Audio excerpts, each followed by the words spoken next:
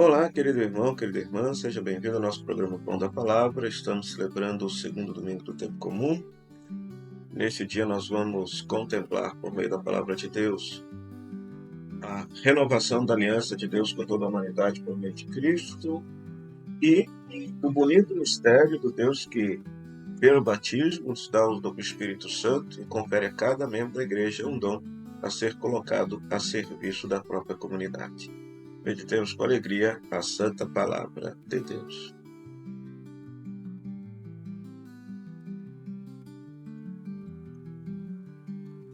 Hoje tudo bem? Se você está passando pela primeira vez aqui nesse canal, então se inscreva, deixe o seu comentário, compartilhe com todos aqueles que gostam de meditar a palavra de Deus. O programa hoje será um pouco mais simples, porque nós estamos num período de férias, mas vamos meditar, contemplar a palavra de Deus de igual maneira, de uma forma mais breve, de uma forma mais simples.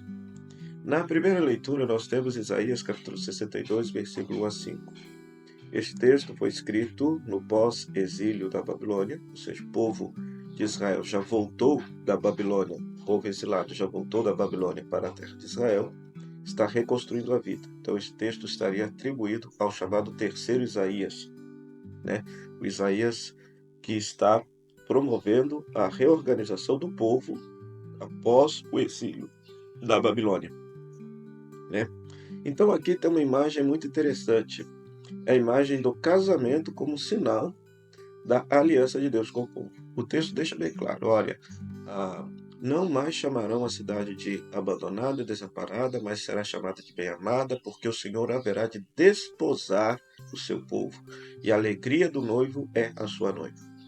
Então se utiliza a imagem do casamento para se falar da relação entre Deus e o povo de Israel, desta aliança, dessa comunhão bonita de vida, íntima de vida entre Deus e o povo, se usa a imagem do casamento.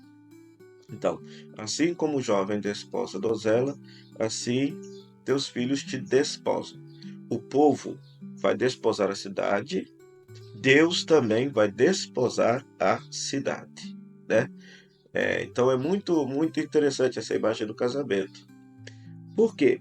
De posse dessa imagem do casamento, sabendo que a imagem do casamento simboliza, portanto, a aliança entre Deus e o povo, de posse dessa imagem, João vai narrar o primeiro sinal de Jesus, justamente numa cena de casamento. A bodas de Caná. Então é muito interessante essa cena, porque sabendo que o casamento é um símbolo da união de Deus com o povo, o que é que João está propondo aqui no Evangelho para cada um de nós?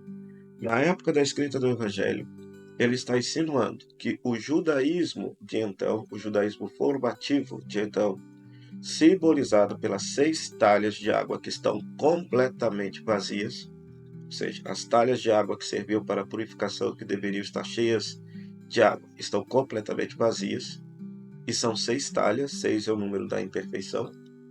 Então Jesus, enquanto Messias, enquanto noivo da humanidade, ordena-se que se encham essas águas, encha de água, transforma em vinho abundante, quase 700 litros de vinho, a abundância de vinho, a abundância da alegria. Vale ressaltar que numa cerimônia de casamento judaico, o vinho é parte integral. Sem vinho não há casamento, não há cerimônia de casamento. O detalhe é que não é somente a festa de casamento depois. O detalhe é que sem vinho não há a cerimônia de casamento.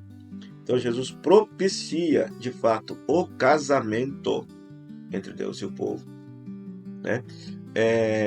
Então essa que é a grande mensagem do texto. Ou seja, Jesus, a experiência cristã de Deus, é que faz com que o povo possa reviver a sua aliança, a sua comunhão, a sua amizade com Deus. Quem descobre isso? Aqueles que estão servindo, os diáconos, aqueles que obedecem à palavra de Jesus e que fazem tudo aquilo que Jesus lhes diz. Então eles sabem de onde que vem o vinho novo, sabem como que se reaviva essa aliança e essa comunhão bonita com Deus, essa amizade profunda com Deus. né? Então, uma cena muito linda, programática no Evangelho de João. Ou seja, para João, Jesus é aquele que veio para restabelecer a aliança de Deus com o povo. E por isso, o primeiro sinal de Jesus é um casamento. Quem experimentou tudo antes e experimenta Jesus, que é o próprio vinho novo, que é o próprio Messias, que é o próprio Deus encarnado, você já descobre que tudo aquilo que passou para trás é vinho ruim, vinho que não presta, vinho que não tem sabor. E que o vinho melhor, o vinho mais saboroso, o vinho que verdadeiramente satisfaz, é a pessoa de Jesus Cristo, a experiência de Deus que Jesus Cristo vem nos trazer. Que vem nos trazer. Né? Então, a partir da primeira leitura do Evangelho, que você possa realmente rever a sua relação com Deus, rever se a sua experiência de fé, a sua experiência religiosa, está saciando, matando a sua sede de amor, a sua sede de Deus, a sua sede de transcendência, a sua sede de compaixão, porque é essa a mensagem do Evangelho. Quem experimenta Jesus percebe que tudo que experimentou para trás é vinho sem sabor. Depois, queridos irmãos, queridas irmãs, perceba que na segunda leitura, Paulo vai fazer uma catequese de que há um só Espírito, mas uma diversidade de dons. E a cada um, Deus, no dia do batismo, por meio do Espírito Santo, concede o dom para ser colocado a serviço da comunidade. Então, os carismas, eles se complementam. Os carismas, além de serem postos a serviço da igreja, a serviço da comunidade, os carismas se complementam, porque cada um precisa do outro carisma para se desenvolver, para crescer, não em função da própria pessoa, mas em função do crescimento da comunidade cristã, em função do crescimento da própria igreja, Então, a partir da segunda leitura, seria interessante você pensar qual dom, qual talento, qual carisma que Deus lhe deu e que você precisa descobrir para colocá-lo a serviço de sua comunidade cristã. O Senhor esteja convosco, Ele está no meio de nós, que a bênção de Deus Todo-Poderoso, Pai, Filho e Espírito Santo, desça sobre você e sobre sua família e permaneça para sempre. Amém. Meu muito obrigado, Rádio Comunidade FM, de bom sucesso, a Web Rádio Nossa Mãe de Birité, nossas parceiras da evangelização. Até o próximo programa, o Pão da Palavra, se Deus quiser. Tchau, tchau.